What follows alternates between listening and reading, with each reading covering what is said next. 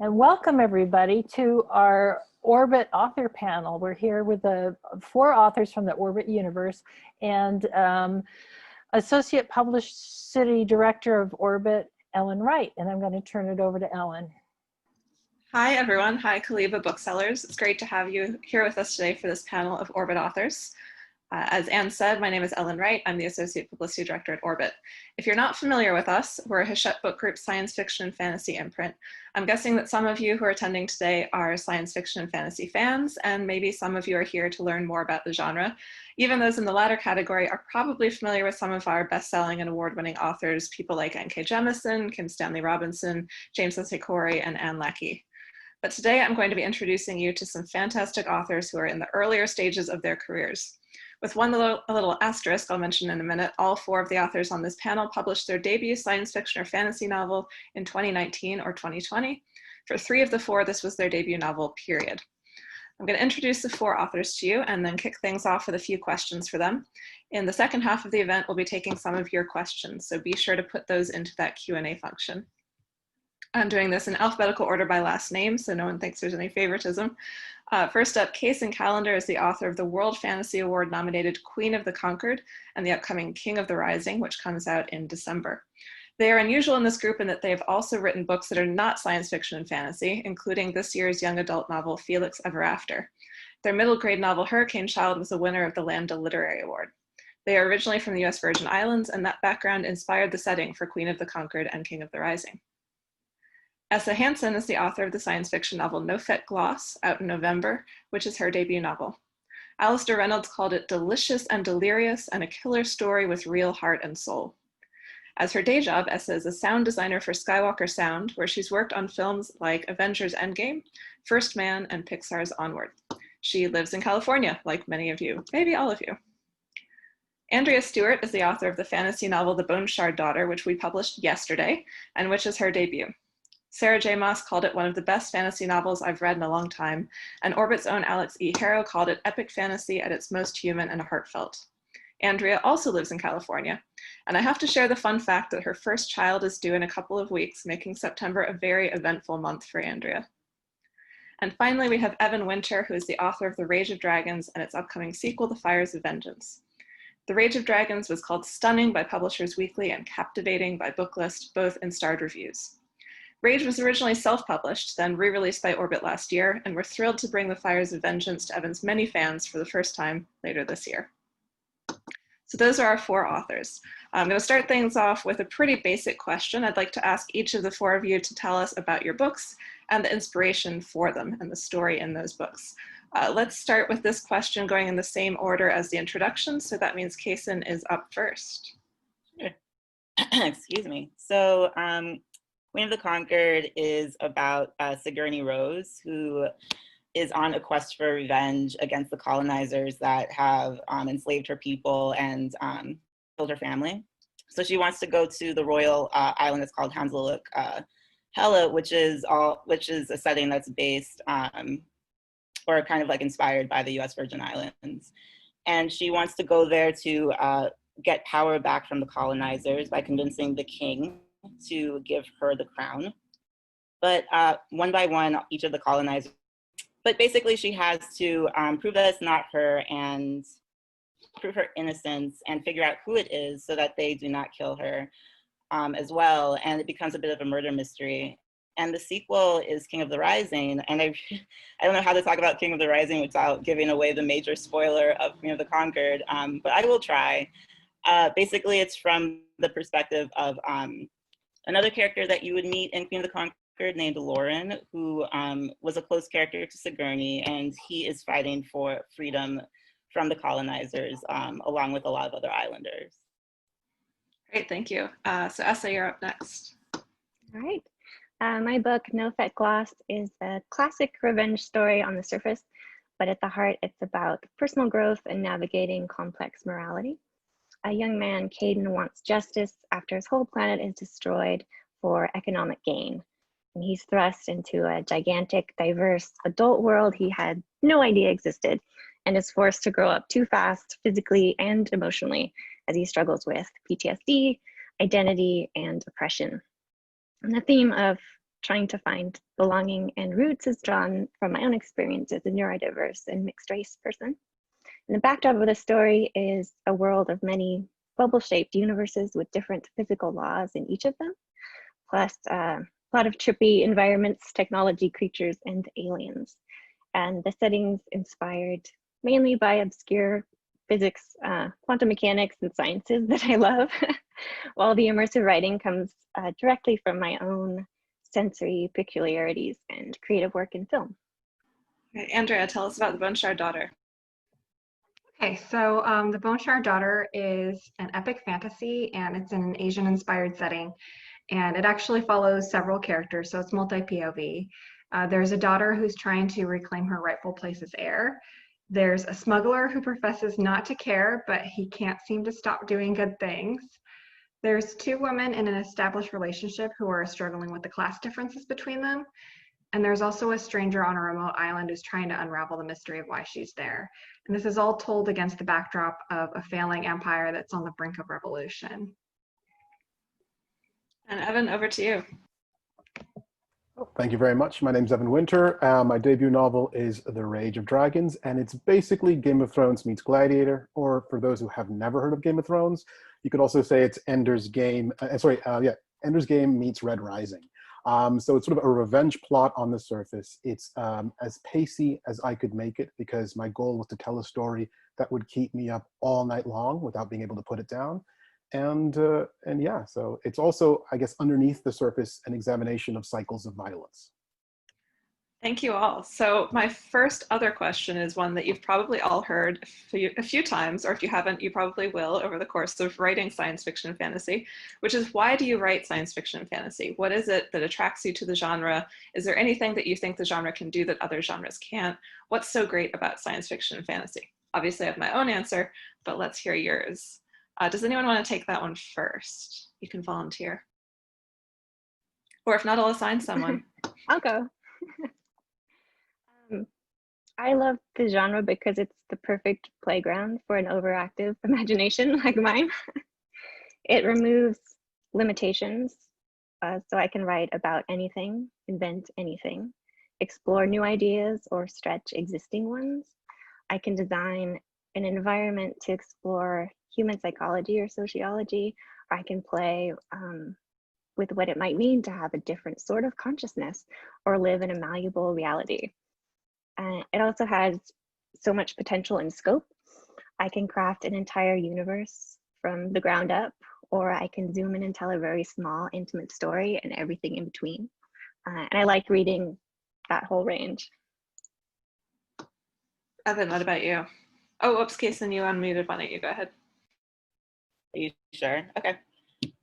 For me, I think that science fiction and fantasy is a really great tool to use as a metaphor for the real world that we're in. And Queen of the Concord and King of the Rising, that's what I went in really wanting to do, is kind of like write this metaphor that's an exploration of what it's like to be an oppressed person who also faces tools to be able to oppress other people, like Sigourney. So even though she's like a Black person in this fantasy world, and even though her people have been colonized, she's also given a certain privilege that her people don't have, that allows her to oppress other people as well. And I feel like that's such a complicated gray area that a lot of people today deal with. What's it like to be a Black person who is middle class or has money? What is it like to be, we all have our own privileges. So that's a gray, complicated area that I wanted to explore. And because of that, Sigourney is also an incredibly gray, morally gray character. And I felt like that is also another reason I like fantasy and sci-fi, is I feel like it allows you to really delve into morally gray characters in a way that you might not be able to in contemporary. Evan or Andrea, do you have anything to add? Oh, I can go. So I started out reading science fiction and fantasy, which I think is a big reason that I ended up writing it. I definitely love it for that sense of exploration and the ability to kind of have that sense of awe and new worlds and build things from the bottom up. But I also do think that it is a wonderful medium to explore issues where you can kind of come at them sideways and you're entertaining people and at the same time, you're kind of addressing things that you see in the real world. And I think you can kind of catch people a little bit more off guard that way than you might not be able to with contemporary work. So that's one of the reasons I really love it. Evan, do you have anything? Yeah. Yeah, thanks. Yeah, like all those answers are lots of the reasons that I enjoy science fiction and fantasy as well. And I love the genre because of the fantastic. And also, I guess, like a lot of the times, genre fiction and specifically science fiction and fantasy gets sort of put in opposition to like big L literature. A lot of the times, maybe because big L literature tends to ask the reader through the protagonist to look inward. And it says that, hey, let's try and figure out how to live a better life in society as it is. A lot of big L literature is an exploration of the individual and self within society as it currently stands. And I think that works so long as you feel that the society as it currently stands is good or fine. And in a lot of ways, we're kind of in that position where we've been looking at society as if we're at the end of history. After the Second World War and after sort of the Cold War, we came to this kind of end of history point. Democracy won, capitalism won, and there's nothing much else to change about the way that things go. And science fiction and fantasy has always appealed to me because it doesn't settle with that. It says that maybe we can't talk about self within society as being okay and fine, and it asks that we maybe examine what can be changed to make the world a better place. And so I really love that. It's a challenging genre, and perhaps as time marches onward and we continue to think about how we're not necessarily at the end of history, maybe science fiction fantasy starts to get a bit more of that big L literature, because that's, I think, a journey that many people are going to connect with, that idea that we are not at the end of history and that there's so much more to do. If it's okay, that just reminded me, I want to add one more thing. I feel like fantasy and science fiction also knows what the future is going to bring so much. Like there's so many examples of where the books have just kind of like predicted what's going to come. So I don't know, it doesn't actually add that much, but that reminded me of that. Science fiction and fantasy are often denigrated as being escapist genres. We've already touched a little bit on the fact that you can really explore some pretty deep themes in science fiction and fantasy, but what do you think about that idea of escapism? Do you try to balance the themes, the darker themes and more serious themes that are in your book with making them fun? Or do you just not worry about that and let things fall as they may? Kacen, I think I want you to answer this question first, since your book has some very complicated and dark themes. Yeah, it's not, there's no, I think I can honestly say there's like absolutely, it's just the bleakest thing I've ever written. And I'm just gonna own it. And I think it's okay to, I think I'm gonna own that also because, I also write for children where I do have to balance the bleakness with the joy a lot more.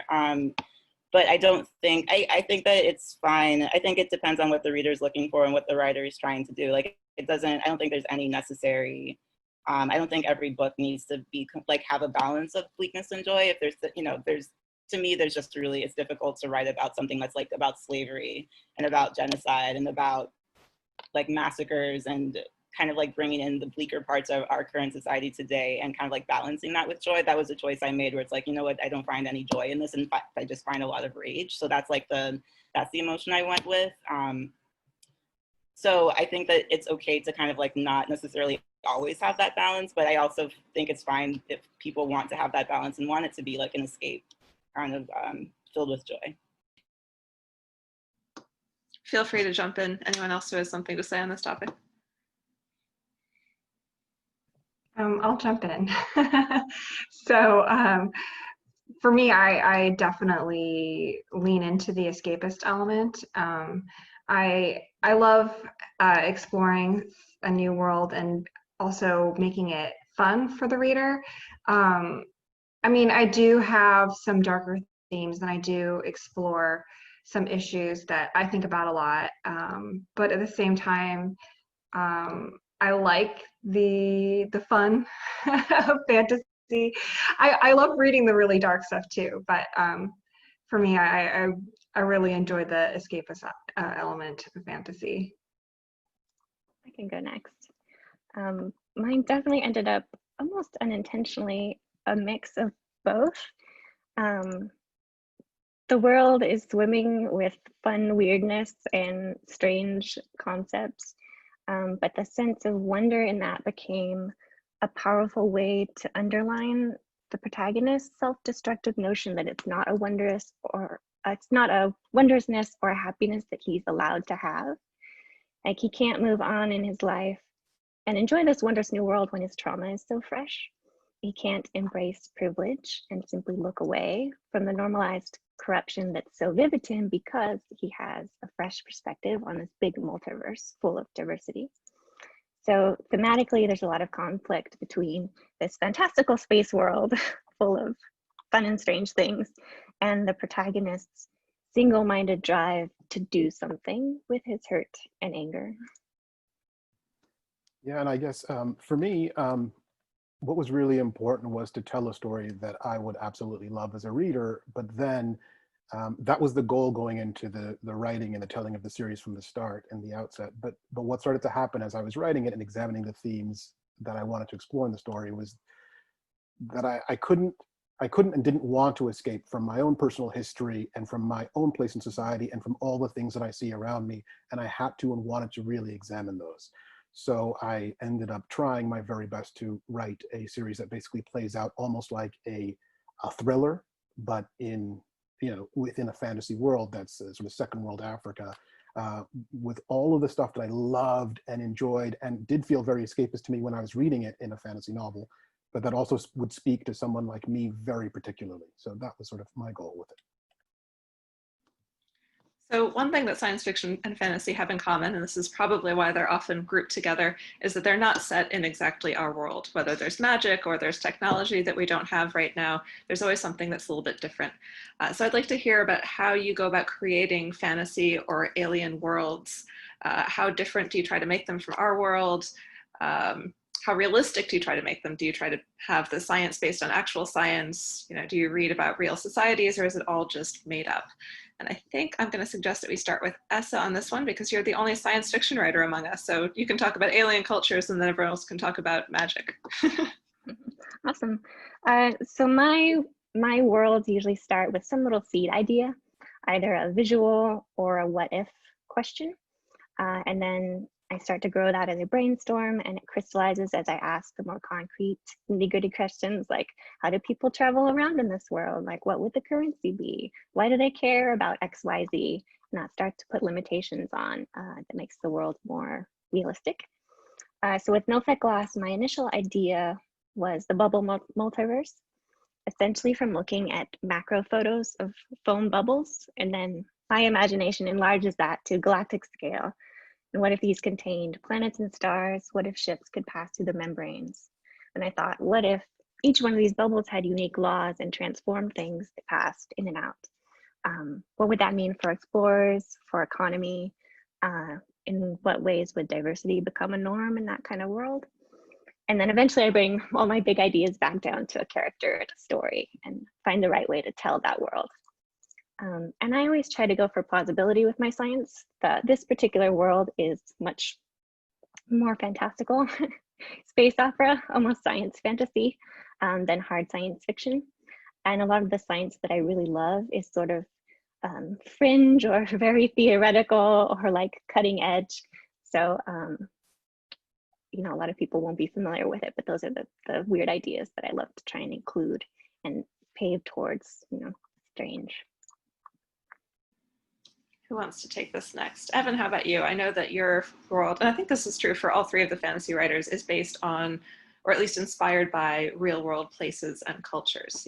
Can you talk about how you make that fantastical? Yeah, I guess the main thing that I do is I grew up in Zambia in Africa, and it was very, I wanted to see a fantasy story and a world that resembled a place that I grew up in.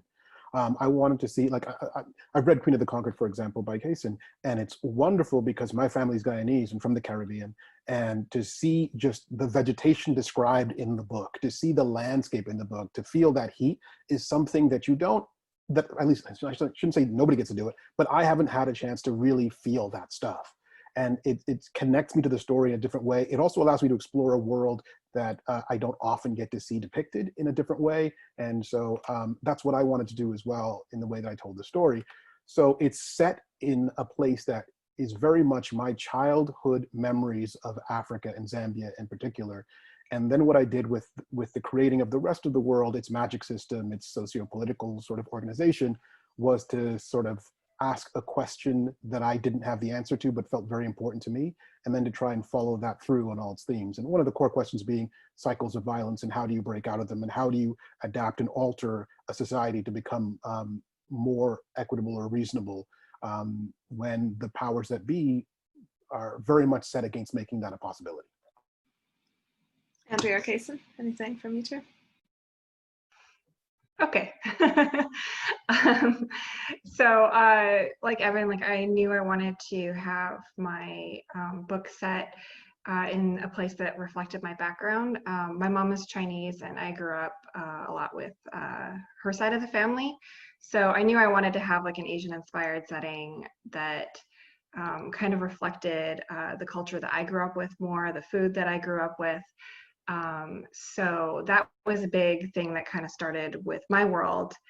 And then I did a lot of like what Essa did, where I started out with some main assumptions. Like I knew I wanted it to be set on an archipelago of migratory islands. So, you know, what follows from there? Well, these islands migrate with the seasons. So these seasons last for years. There's a dry season and a wet season. So then it's like, okay, well, sometimes there are certain foods available depending on what season it is. And then these foods become very valuable if they're able to store them when they go into the other season. So things like that, where I just kind of built things from there as far as like, well, what makes sense? And then, you know, like they have these navigators that have to learn a very complicated system of navigation because these islands are constantly moving. But yeah, so I kind of just start with a few assumptions and just build things out from there and then think about how that all works with the plot. Yeah, I wanted the setting to also kind of like fit in with the theme of what Sigourney is going through as someone who's caught what she considers between two worlds of being the oppressor and the oppressed. And so actually I felt like the US Virgin Islands was the perfect place to do that, because it is also kind of caught in between worlds where we are technically still a territory of the US and people there still don't have the right to vote, for example, and other things where just don't have the same rights as the other US citizens. But a lot of the Caribbean doesn't really consider us a part of the Caribbean in the same way that a lot of the Sigourney's people don't really consider her a part of their people, because we're too American, and with that comes different privileges that other Caribbean islands don't have. So for me, it did feel important to kind of like set it there, because it was kind of like this in between. And then with that, I kind of like took on the history of the US Virgin Islands. We were once owned by the Danish, by the Dutch. And then we were sold to the US. So a lot of the different kind of like language has inspired a lot of the kind of like different words and vocabulary throughout, and the culture and like architecture and food and that sort of thing as well. I think it was Andrea who said earlier that one of the things about speculative fiction that's really nice is it can help explore issues without catching people off guard, so they don't approach it in the way that they might normally with all of their everyday biases and prejudices. So my question is, do the speculative elements of your books connect to the themes? How do you explore the themes using magic or technology?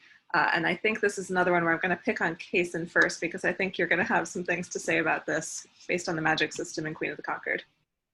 Yeah, that's actually a good segue, because I was just talking about the language. So there's basically this magical ability that's called craft, and that literally translates into power. And that was also a metaphor of literally, you know, who gets to have the power. And everyone kind of like across the board, no matter what race you are, anyone can have craft. It's just kind of like a magical ability. Like some people can tell the future, some people can control their bodies. Sigourney can read minds and kind of like shift herself into that person and can control their actions. So it becomes a question of like, who is allowed to have this power, because the colonizers decide that it's their divine right and they start to execute any islander who has craft. And Sigourney is the only islander that's allowed to have craft because she's also a part of like this oppressive group of people. And I'm just realizing, I don't even know if I explained that before, but it's because of her family's lineage that she's able to be a part of this like oppressive group of people as well. So yeah, basically I wanted to kind of like look at a metaphor for how our society works too, like who's allowed to have the power, even though we all kind of like have this, everyone is able to have ability. So there's like a specific group of people that makes sure that there's only a group of people that keep that power. Anyone else want to pick this one up? I think I answered this one in the escapist question about merging themes. But I definitely realized as I was writing the story how much scope plays into it. So the world is gigantic, but the main character starts out literally on a tiny little planet that only has one purpose. It's agriculture, that's it. And he cannot see the sky, it's completely filled with vapor. So he literally only knows this like tiny thing and one function in his life. And so it's that gets blown open, and his entire worldview and his idea of what his function was in the world gets obsolete. So he's starting over from scratch. So the sense of scale of like taking it from really small and almost the idea of forced ignorance being a form of slavery, a narrowing of worldview, crafting him into someone who struggles to function afterwards. So this sense of scale, I think, was between the world and the themes of the book was something that became bigger than I imagined when I was starting writing it. Andrea or Evan, do you have anything about your magic systems that plays into the themes of your books? Well, definitely, I would say the magic system in mine plays into the themes. So the emperor basically oppresses his people through the use of bone shard magic, which he uses to power these constructs that kind of enforce law and order. And these bone shards actually are tithed from the citizens, which they're forced to do when they reach 8 years of age. And there's this overlying message that this is something that is necessary for the empire to survive. It's to protect the people, that he is using this magic to keep away this larger, scarier group of magic users that are disappeared from the world, but they say are going to come back someday. And it's something that I explore a lot more, I think, throughout the course of the trilogy, as you kind of learn more about who these disappeared people are and why the citizens kind of agree to all this. But yeah, so definitely with that speculative element, I'm trying to use it to explore some of the themes of the trilogy. Yeah, and I think that I'm doing the exact sort of same thing that everyone else is talking about pretty much, which is connecting the idea of magic to the themes that I'm hoping to explore. And magic basically in my book is equivalent to power, and it's equivalent to the power to enact violence in the society, typically. And so who has access to that power, who is, and then who is allowed to use it, how are they allowed to use it? And so almost every aspect of the magic does connect, at least in my mind, to a very specific real world thing. And I've tried to just sort of twist it a little bit and place it within this magical world so I can ask myself some of the questions about our real world that I don't have the answers to and explore them through fiction. So we have a few questions from attendees. I'm going to ask one more of mine for now, and then we'll take some of those questions. If you haven't put in your questions yet, feel free to do that now using the Q&A down at the bottom of your screen.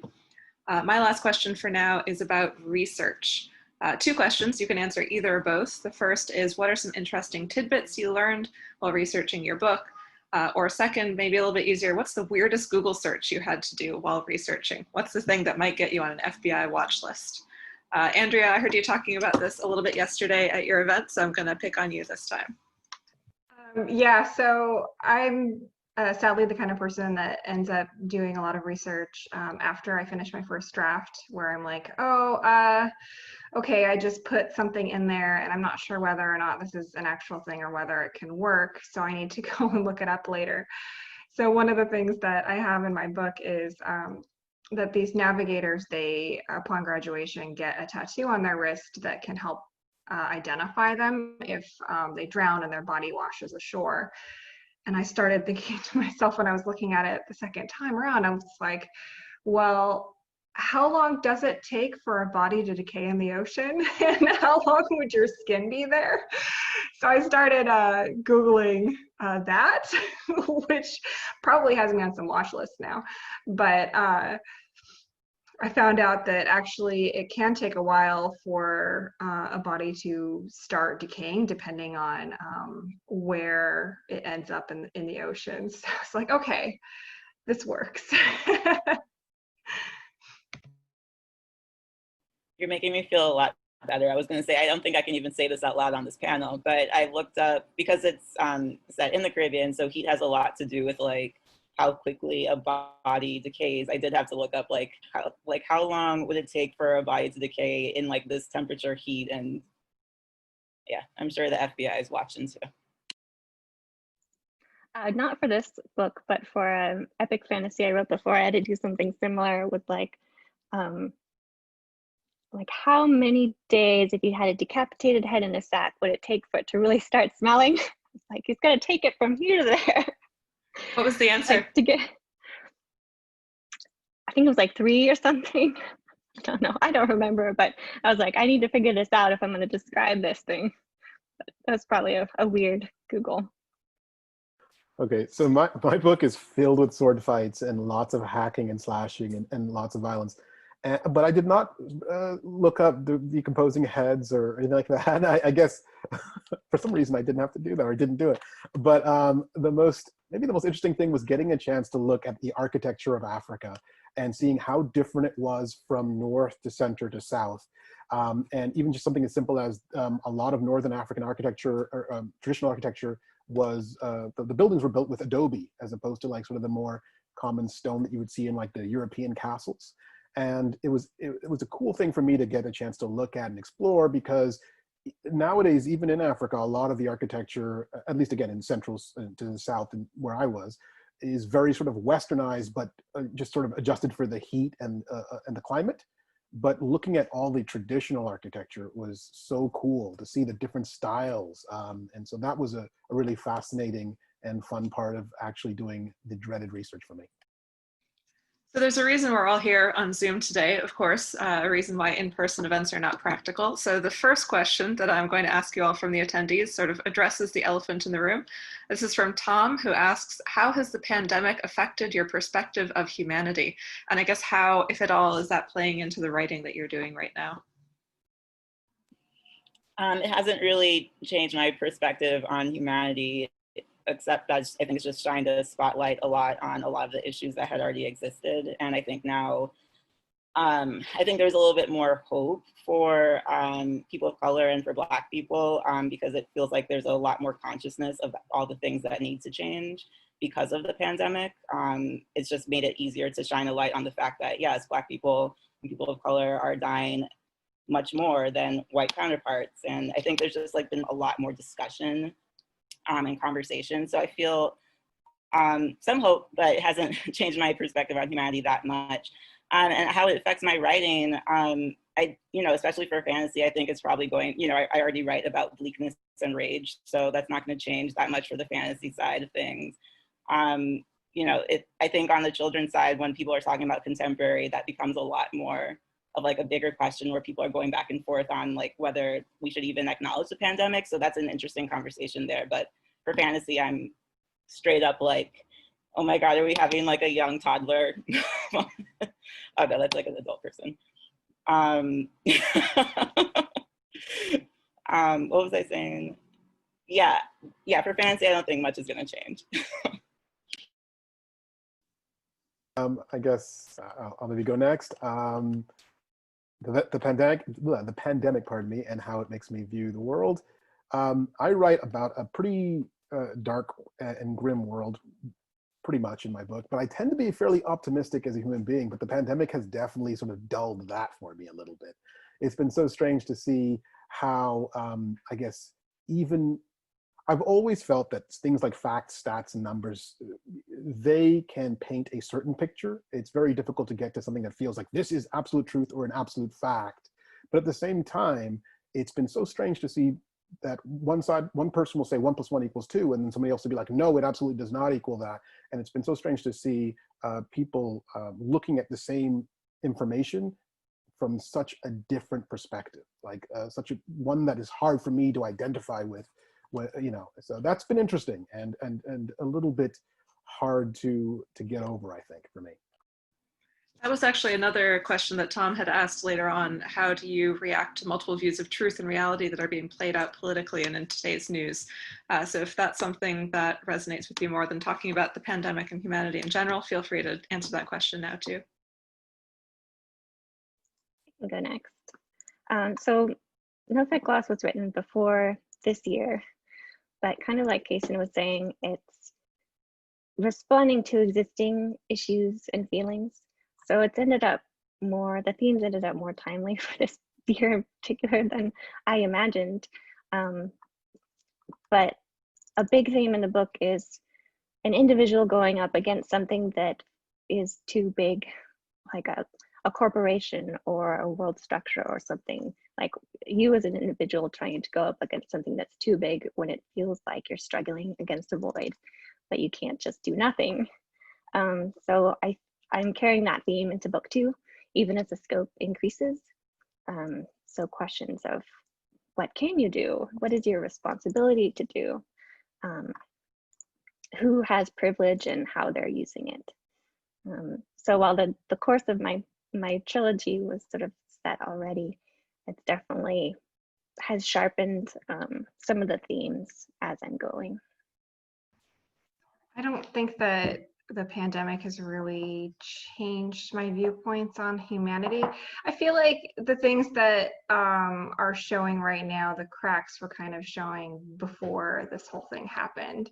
So not that I have a very dim view of humanity. I mean, I think my book is quite hopeful, but I think that we are very fallible, and unfortunately, sometimes things can show exactly how fallible we are. I don't think it's going to really change the way that I write things, except that I'm probably not going to want to write a pandemic into my books for a while. It's too soon. But yeah, I don't think it's going to change anything for the way that I write. So. Here is a very easy question from Summer, who asks, can you remind me which of these books are part of a series versus standalone? Well, the very quick answer is that none of these books are standalone, but why don't you each go through and talk about the scope of your series and where you are in it. I'm gonna say, since this is a quick one, let's go in reverse alphabetical order by last name. So that's Evan, then Andrea, then Essa, then Kacen. Okay, thanks. My book is a 4-book series. Book 2 releases in a couple months. And the idea was to examine one person's quest for revenge that ends up sort of starting a cascading series of events that start to topple the overall societal structure. So we start off kind of tightly focused, and it gets broader and broader as we go on out.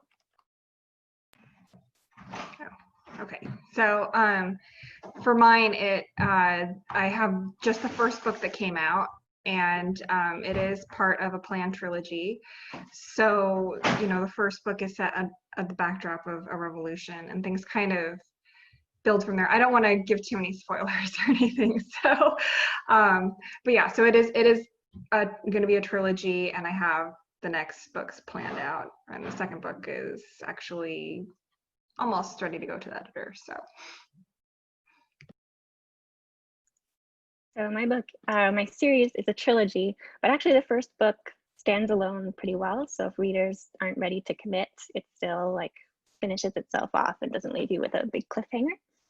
And without spoiling, so the first book starts really small scale, and the protagonist realizes how big his world is. And then the second book will bring conflict to the entire multiverse. So many bubble multiverses filled with galaxies. And then since I have to top myself somehow with the third book, there'll be new dimensions of reality and consciousness layered on top of that are in parallel as well. Sorry for this for a second. Queen of the Concord and, okay, my Wi-Fi is like going back and forth. Queen of the Concord and King of the Rising are a duology, and King of the Rising is coming out in December, so that's the end of it. Okay, this next question is from Emily. It was originally directed at just one of you, but I think all four of you can talk about this. How does the experience of writing book 2 differ from your previous experience, including writing book 1, because of what you know about how book 1 has been received? I think all of you have at least started writing book 2. Two of your book 2s are coming out later this year, and you've all seen some reviews. So anyone want to take that one? Andrea, your book 1 just came out yesterday. Why don't you do the honors? Okay. So I definitely feel like the writing book 2 is a very different experience. Like book 1, especially with a trilogy, it's you're setting everything up, you're setting the stage. Book 2, you have the stage set up and you're trying to kind of bridge between book 1 and book 3, which is the ending, but it also has to be its own story. So that's been kind of an interesting experience for me. Just structure wise, I know it's going to be a little bit different from book 1. As far as with how it's been received in reviews, I have a terrible fear of disappointing people. So I'm definitely a little bit worried about that, and I'm hoping that people like what goes on in book 2. Although when I was writing, in the middle of writing it, I did see some stuff that people had written when they had read like advanced copies of book 1, and people were like, oh, I'm looking forward to this in book 2, or I hope there's more of this in book 2. I was like, huh, maybe I should put more of that in book 2. So it was kind of fun to just see what people were saying and see if that kind of lined up with what I had planned. For Queen of the Concord, I feel like, I'll be super real, I feel like either you super loved it, you really hated it. I'm sorry, I know, like, I hope that y'all will love it, but there's like little in between. So I felt like really emboldened by that, and I felt like I know what I want to do with this story, and people are either going to really understand what I'm trying to do with it, or they're just not going to. And so because of that, the ending for the King of the Rising, I know, I can already feel is just going to be very controversial, and is going to make people potentially react very strongly. And I knew from the beginning that that's how the book had to end, but I just kind of felt emboldened by being like, well, you know what, I'm just going to go for it after seeing the response to Queen of the Concord. I can go next. My book's out in November and the reviews are just trickling in now, so I don't have any kind of info to see what people are excited about or what they like. But in editing book 1, I realized that I wanted to move some of my plot points earlier to get more cool stuff in the direction I was going with book 2 into the first book. So then when I started book 2, there was like a big vacant chunk of stuff that I had taken out. So then I had to shuffle that all down and kind of fill out the arc and keep trying to, you know, make it bigger and bigger. One piece of advice my editor had is not to save any of your cool ideas for later. Like, don't hold on to it and wait for like book 2 or book 3. So I was like, okay, I got to put it in here and just trust that I will be able to create something like even better for like the climax of the next one. So I was moving cool stuff down earlier and then creating, you know, much bigger events for later in the book. Yeah, for me, book 1 was kind of like the culmination of a lifetime of just sort of thinking about science fiction and fantasy and thinking about story, and then putting everything I wanted to see more than anything else in a book into a book. And I always remember there's a band I used to listen to called The Beautiful South. They're a UK band, and they named their second album Choke. And they named it Choke because what often happens with the second outing in any sort of creative endeavor is that you have your whole life to do number 1. And you typically, if you're lucky, you get under contract and you have like about a year to do number 2. And that was kind of my experience. I had a year to do number 2. And so, you know, the Beautiful South named their second album Choke, I guess maybe to ward off the reality of potentially choking. And I'm going to hope to do the same thing myself. Thank you very much. Beautiful cat. We have about 10 minutes left, so if you have questions that you haven't put in the box yet, be sure to do that now. The next question, which is from Summer, is a really good one for an audience of booksellers because it's relevant to how books are shelved. Can you all discuss the nuance and difference between sci-fi and fantasy? Are you comfortable that they are grouped together? Let's see, who haven't I picked on recently? Essa, do you want to start with this one? Yeah, I could take this, especially because I write both fantasy and science fiction. And so like the chocolate and the peanut butter keep getting in each other. Like I'll use scientific ideas and research in my fantasy, and I'll use fantastical, almost magical kind of theoretical ideas in my science fiction. So yeah, for me, there isn't a huge barrier, and the ideas that I love to play with are like consciousness and identity and dreams and reality, which apply to both, I feel like. And I like to create worlds that are bending those themes. Who's next? Evan, how about you? Any thoughts? You know, I was being spoken to, so I didn't actually hear the question. Could you repeat it for me, please? Of course, sorry. The question was, can you discuss the nuance or difference between sci-fi and fantasy? Are you comfortable that they are grouped together? Oh, that's not that easy. I think that, yeah, I feel like I'm completely fine with them being grouped together. I think they are probably more important for the marketing of the books and to try and set reader expectations so they know what they're hopping into. It's strange because I always say that I'm a SFF fan because I love both, although I tend to read more fantasy, but they feel very much like, they do feel like siblings as genre siblings. They feel very much like that to me. So yeah, I enjoy them both. I do know that there are distinctions, but to me, they feel more like just trying to set reader expectations as opposed to anything really inherent in the two styles of story.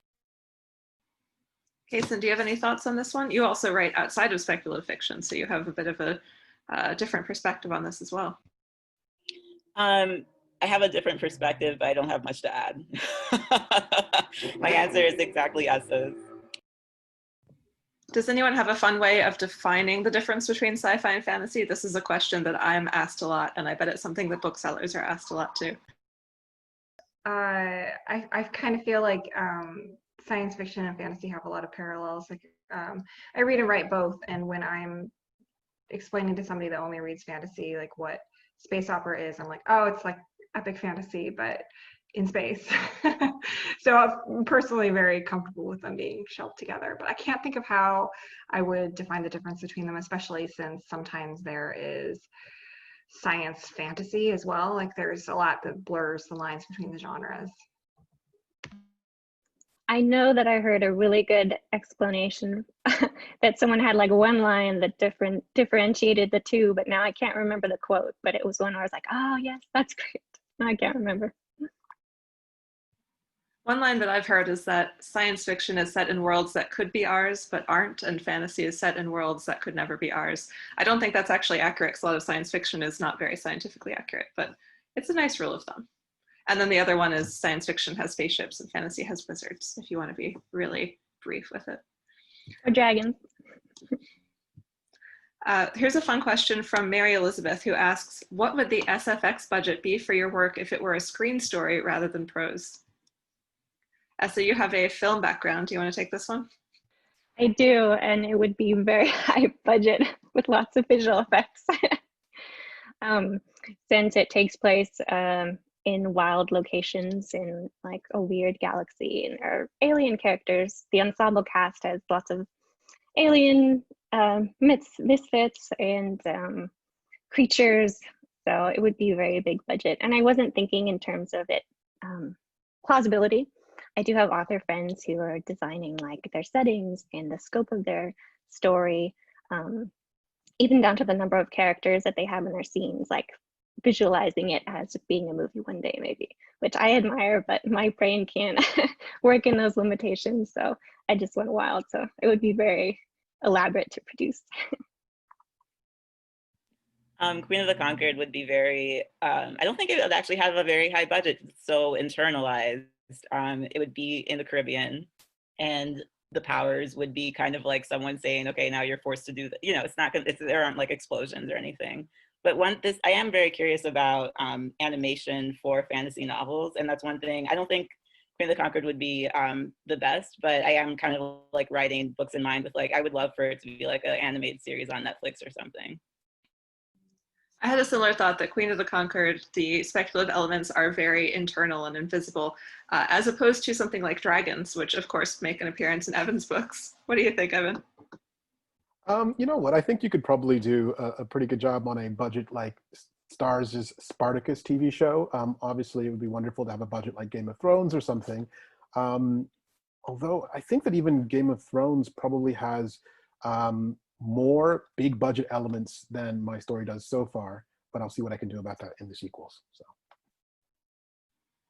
I've heard that Game of Thrones was actually George R. R. Martin's attempt to write something that could never be televised because it would be too expensive. So I think that's a good challenge to set yourself. And Andrea, a complication for you might be the many different sets you'd have to have. It'd have to be filmed all over the place. Yeah, I think not just that, but also there are the constructs that are made up of parts of several different animals. I'm like, oh, that would have to be all CG and they talk. So, and then of course Mephi, who's kind of on the page a lot. So, yeah, it would be expensive. But people are always like, oh, are they going to make a movie out of it? Because that's what people want to know first, right? I'm like, I don't know. Maybe it'd be better as an animation. All right, I think we have time for one more question. This is also from Summer. Thank you, Summer, for the great questions, which is, how do you think sci-fi and fantasy stories will change post-COVID? We all have moments these days when we feel like we're living through an apocalypse. I see a lot of thoughtful expressions. I feel like it might take a while for people to want pandemic stories or virus catastrophe stories or anything like that. I have a critique partner who writes cozy post-apocalyptic fiction, so it's like super hopeful and everything turns out well and like the world is sort of lush and dilapidated and like really cozy feeling. So that has been good, but I don't want to read like, you know, viral thriller or end of the world kind of stuff. I think it'll take a while for that to come back around after this. I kind of feel personally the opposite. Like I'm kind of like keeping the contemporary and like children's books in mind, but so I'm sorry if it's like a bit of an answer for children's books also, but I feel like we're kind of all trying to figure out how we feel about what's happening and like how to survive what's happening. And I feel like books have always been kind of like a guide through that. And definitely at first I was like, I can't understand how people are watching Contagion like online right now. Like I can't understand how people are like enjoying those movies right now. But recently I've been kind of like seeking it out and kind of like figuring out like, how do we survive like this isolation? How do we survive everything that like literally the world is like burning right now where y'all are at? So I don't know, I feel like it's like in my children's books right now, I am like taking it on. I decided to go ahead and just write about it. I think someone in the comments said that if you don't write about the pandemic in contemporary, that actually just makes the contemporary science fiction fantasy. I was like, that's a really good point. And I am deciding to do that. And I think in fantasy and sci-fi also, I think I'm going to try to figure out ways to kind of like, again, like make it a metaphor for everything that's happening right now. Any other thoughts about this one? I think it's really going to depend on the person and where they're at as far as processing everything. I mean, I know I beta read part of a friend's work that was set in a pandemic, and I was like, this is too soon. Everybody is kind of trapped indoors and, you know, there's some unrest and everybody's wearing masks, and I'm just like, that's what I'm living right now. So, but for other people who were critiquing the same thing, it was not too soon. So I think that is going to depend a lot from person to person. I don't know what larger trends are going to be taking place. Okay, it is about time to wrap up. So I'm going to ask each of you to very quickly answer 2 questions to finish things off. First, if you have one, what's a book that you've read recently that you would recommend? And then I'm going to ask you each to remind everyone, especially since there are some attendees who weren't here at the beginning, the title of your new or upcoming book and when it's coming out. So let's do this in the same order as the introductions from the beginning. So that's Kacen, Essa, Andrea, and then Evan. I've been reading a lot of race theory, which is great. And my book is Queen of the Concord. My first book is Queen of the Concord, and the sequel, King of the Rising, is coming out on December 1st. I am 95% of the way through Veronica Roth's adult fantasy, The Chosen Ones. So I'm going to finish that after this. But it's really interesting to me because although our styles are really different, it has a lot of the same themes. A character who has PTSD from a violent ordeal and is trying to figure out how to move on, how they belong in a world after they've changed, and what to do with their memories when the world keeps kind of bringing that experience back or forcing them back into it. And my book, Nophek Gloss, is out November 17th in the US.